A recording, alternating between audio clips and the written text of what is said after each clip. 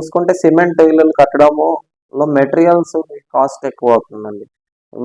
Metal కొనాలి, మనకి cement బస్తాలు కొనాలి, ఇసుక కొనాలి, ఇవన్నీ కొనాలి.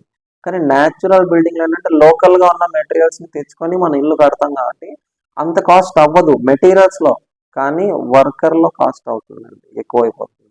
ఎందుకంటే ఇదంతా చేత్తో తయారు చేసి కట్టే పద్ధతి. ఇందులో ముందు నుంచి ఇటుకలు ఉండవు, మనం ఇటుకలు తయారు చేసుకోవాలి, కట్టుకోవాలి. కాబట్టి దీంట్లో టైం ఒక 2-3 నెలలు ఎక్కువ పడుతుంది. ప్లస్ వర్కర్స్ కాస్ట్ ఎక్కువ అవుతుందండి ఇందులో, ఎందుకంటే అంతా హ్యాండ్ వర్క్ కాబట్టి.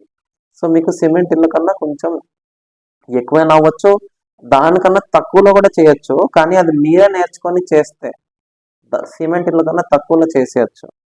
కానీ అది మీరు వర్కర్స్ వెతికి, ఎక్స్పర్ట్స్ వెతికి, మీకు ఒకవేళ దొరకరు, చాలా కష్టం అవుతుంది దొరకడానికి.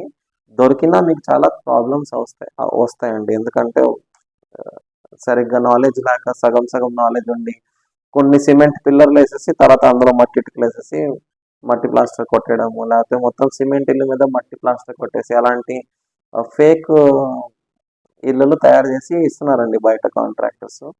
100% న్యాచురల్గా మీరు ఇల్లు తయారు చేసుకోవాలంటే మీరే నేర్చుకొని కట్టుకోండి. లేకపోతే మాకైనా కాంటాక్ట్ అయితే మేము సంవత్సరానికి 3-4 ప్రాజెక్ట్స్ చేస్తామండి. మా ఫోకస్ ఎక్కువ ట్రైనింగ్ మీద ఉంటుంది, మేము ఎక్కువ మందికి నేర్పిస్తాం.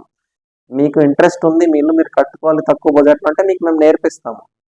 ఈ యూట్యూబ్ ఛానల్ ద్వారా, లేకపోతే మా ట్రైనింగ్ ప్రోగ్రామ్ సంవత్సరానికి ఒకటి ఉంటుంది, దాని ద్వారా మీకు నేర్పిస్తాము. అది మీరు అటెండ్ అవ్వచ్చు.